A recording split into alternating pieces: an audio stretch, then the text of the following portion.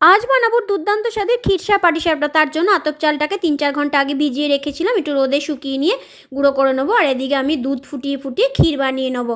তারপর ওই চালটাকে মিক্সি জারের মধ্যে দিয়ে ভালো করে গুঁড়ো করে নেবো।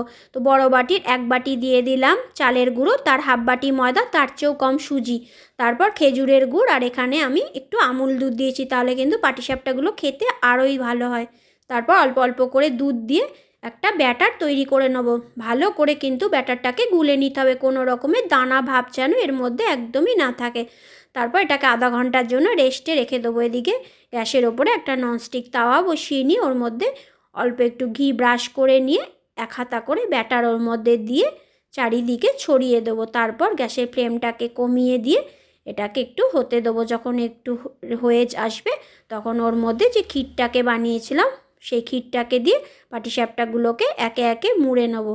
তো এই পাটিসাপটা কিন্তু তোমরা যদি গোবিন্দভোগ চাল দিয়ে বানাও তাহলে কিন্তু খেতে দারুণ হয়। আর আমি আজকে এখানে রায়গঞ্জের খুব বিখ্যাত একটা চাল তুলাইপাঞ্জি চালের দিয়ে বানিয়েছি। তো এই চালটা কিন্তু এখন যে কোনো মেলাতেই তোমরা পেয়ে যাবে। এই চালের কিন্তু আলাদাই একটা গন্ধ আসে, আর পাটিসাপটাগুলো খুব নরম হয়। তো এই চাল যদি কোথাও পাও একবার এই চাল দিয়ে পাটিসাপটাটা বানিয়ে দেখতে পারো। তো এইভাবে আমি সব কটা পাটিসাপটা একে একে ভেজে নেব। তো তৈরি হয়ে গেল আমাদের খিরসা পাটিসাপটা। রাজকীয় স্বাদের এই পিঠে একবার অবশ্যই বানিয়ে দেখতে পারো, দারুণ লাগে খেতে।